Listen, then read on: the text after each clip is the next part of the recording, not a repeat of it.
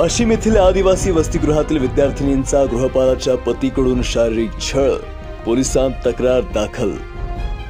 वाशिम येथील शासकीय आदिवासी मुलींचे वसतिगृह येथे कार्यरत महिला गृहपालचा पती रविकांत पेटकर हा विद्यार्थिनींची गेल्या 2 महिन्यांपासून छेड काढत होता। आज दुपारी त्या नराधमानं एका विद्यार्थिनीचा हात पकडला आणि विद्यार्थिनींचा रागाचा बांध फुटला। विद्यार्थिनींनी एकत्र येत त्याची यथेच्छ धुलाई करून पोलिसांच्या स्वाधीन केलं। मात्र पेटकर याने काही मुलींना बेदम मारहाण केल्यानं काही मुलींना पुढील उपचारार्थ सामान्य रुग्णालयात भरती करण्यात आलं असल्याची माहिती पोलिसांनी दिली आहे। आज आमच्याकडे एका मुलीने कंप्लेंट दिली। पीडित मुलगी आपल्या वाशिम शहरामध्ये आदिवासी मुलींचे वसतिगृह आहे क्रमांक 2, तर तिथली ही घटना आहे। आरोपी नाम पेटकर, वय 32 वर्ष, याच्या अगेन्स्ट बऱ्याच दिवसापासून मुली कंप्लेंट करत होत्या। हा जो व्यक्ती आहे हा तिथल्या वॉर्डनचाच हजबंड आहे, नवरा आहे तिचा, आणि हा मुलींना छळ करतो, त्यांना त्रास देतो अशी त्या मुलींची तक्रार होती। वॉर्डननी त्याच्याकडे दुर्लक्ष केलं असं त्या मुलींचं म्हणणं आहे। आणि आज जेव्हा पीडित मुलगी त्याच वसतिगृहाच्या प्रिमायसेसमध्ये फिरत असताना, एकटी असताना तिचा हात पकडला आणि तिला जवळ ओढण्याचा प्रयत्न केला आणि आरडाओरड झाली असता तिच्या बाकीच्या मैत्रिणी धावून आल्या तिथं। आणि धावून आल्यानंतर या आरोपीने परत त्यांना दम दिला की तू जर कुठं काही सांगितलं, तुम्ही मुलींनी कंप्लेंट केली तर आम्ही तुम्हाला बघून घेऊ असं एक जीवे मारण्याची सुद्धा त्यांना धमकी दिली। अशा प्रकारची आम्ही तक्रार इथं नोंद केली आहे आणि पुढचा तपास सुरू आहे आणि अजूनही आमचं काम चाललं आहे। त्याच्यामुळे कलमा अजून इथं आम्ही पूर्णपणे लावलेला नाही, आमचा स्टडी चालू आहे त्याच्यावर।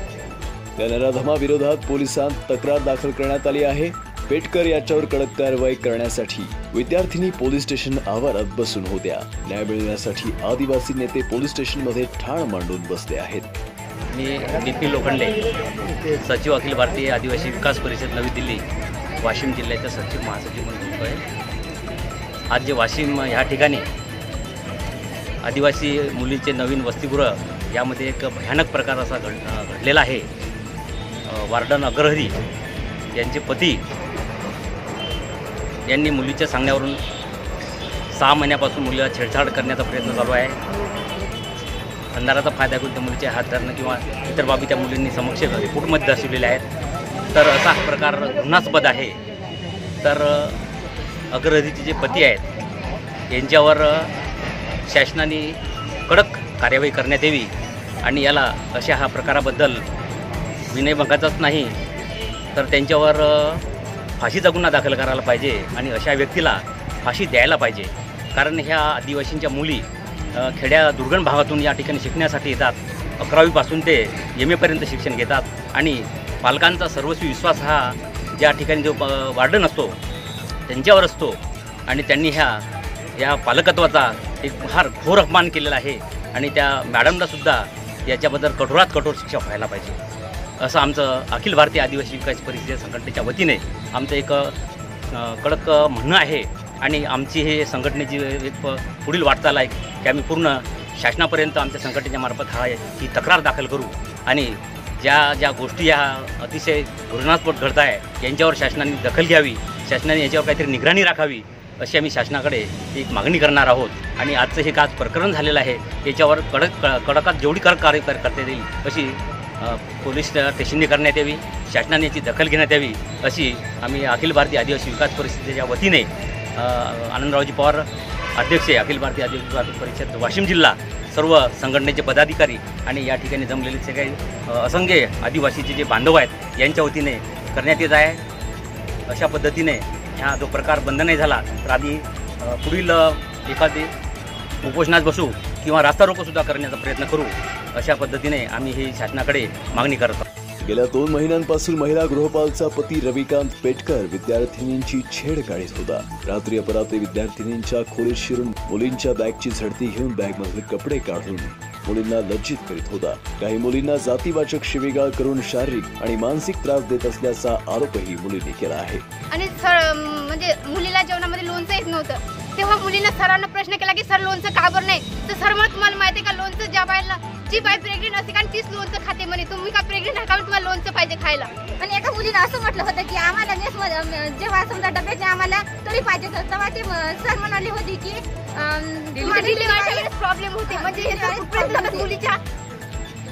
म्हणजे इथपर्यंत आतापर्यंत आम्ही सहन करत आलो आहे. म्हणजे मुलगी मॅडमने का नाही एका मुलीला मेसवर त्यांची छोटी मुलगी आहे ना त्या मुलीला जेवण म्हणजे जेव घालण्यासाठी पाठवलं होतं. तर दोघी जणी मुली होत्या आणि मग त्यातली ती मुलगी होती समजा एक. तर तेव्हा सरांनी म्हणजे त्या मुलीला जेवण घातलं आणि सरांनी त्या एका मुलीला आणि त्या मॅडमच्या मुलीला त्यांना दोघीला हॉस्टेलला पाठवून दिलं आणि एकाच मुलीला तिथे ठेवलं. तर सर म्हणत की मला डबे भरायचे आज कमी डबे आहेत तर पोळ्या बांधतात. आणि तेव्हा ती मुलगी डबे बांधत होती ना तेव्हा सर तिथं एक मुलगा होता मेसमधला. तेव्हा सरांनी त्या मुलाला खुणावलं की म्हणजे उठ म्हणून तू. तेव्हा ते मुलगा उठला आणि त्या मुलीजवळ गेला आणि त्याच्या हिसाब म्हणजे मुलीला स्पर्श केला आणि तिला शस्त्राचा प्रयत्न केला. तेव्हा त्या मुलीनं विचारलं की हे काय आहे म्हणून सर. तर सर म्हणत की मीच त्या मुलाला सांगितलं मजा करायला. ही कोणती मजा काय यांची. त्यांच्या बायकोसोबत अशी मजा करतात का ते दुसऱ्यासोबत. त्यांना बायको कमी पडली का. म्हणजे पहिली गोष्ट आम्ही मोबाईलची करायची ना तर तेव्हा मॅडम आम्हाला इथं बसून ठेवतात आणि सरांना आमच्या रूम मध्ये दाखवून धाडतात. हे का वाटत आहे का आमच्या रूम मध्ये जायला. आणि सर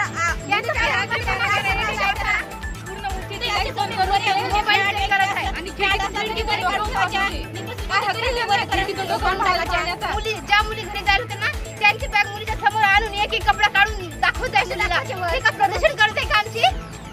आणि जेव्हा समजा आमच्या इथे समजा एखाद्या वेळेस जर नाही ओढली झाकून राहायचं त्या कपड्यावर तर तिथे सारखे मुलं बसले होते आणि त्याच्यावर फक्त असे कपडे होते त्याच्यात नाव टाकलं होतं की बस नंबर घ्या आणि अशी प्रदर्शनी आमच्या मायबापा दाखवली होती. आणि ही नवरा तिथे सगळ्यात एकच प्रदर्शनी करते तेव्हा कुठे जाते ती मुलगी कॉईन काढायला गेली होती सरच्या रूम मध्ये. मॅडम होत्या तर ती मुलगी कॉईन काढत होती तर म्हणजे सर उभे होते आणि टेबलवर कॉईन काढत होती. तेव्हा ती मुलगी कॉईन काढायला गेली तेव्हा सरने तिचा हात धरला. तेव्हा सरांनी म्हणजे त्या मुलीनं म्हटलं की सर हे काय आहे. तर म्हणत होते की म्हणजे मॅडम कुठे गेली. तर म्हणे मॅडमची काय गरज नाही म्हणे मुली आहेत ना म्हणे माझ्यासाठी म्हणे. आणि तिच्याकडून 20 रुपयाची तिनं कॉईन सरांनी तिला 20 रुपयाची कॉईन दिली तेव्हा त्या मास्तरने कॉईन घेतलेच म्हणजे तिच्याकडून पैसे घेतलेच नाहीये कॉईनचे. म्हणजे कोणती मुलगी आजारी असली ना तेव्हा मॅडम नाही येत वार्डन नाही येत तर तिचा नवरा येते. कारण तिचा नवरा वार्डन आहे का तिथं यासाठी. मॅडम येऊ शकत नाहीत का वार्डन आहे तिची जबाबदारी नाही यायची. ती का बरं येऊ शकत नाही. काही मुलीला प्रॉब्लेम झाला तिचा नवरा येते. मुलींनी पेटकर याची तक्रार महिला गृहपालकडे केली असता त्यांनी मुलींनाच धमकावलं. त्यामुळे महिला गृहपालच्या पतीचे मनोधैर्य एवढे वाढले की त्याने मुलींची छेड काढणं सुरूच ठेवले. आज दुपारी त्याने एका मुलीचा हात पकडल्यानं सर्व मुलींनी त्याची यथेच्छ धुलाई केली आणि त्याला शहर पोलीस स्टेशनमध्ये आणले. मुलींनी पोलिसांत तक्रार दिली असून गुन्ह्याची नोंद करण्याची प्रक्रिया सुरू आहे. MS Live 24 साठी प्रवीण घुगे, वाशिम.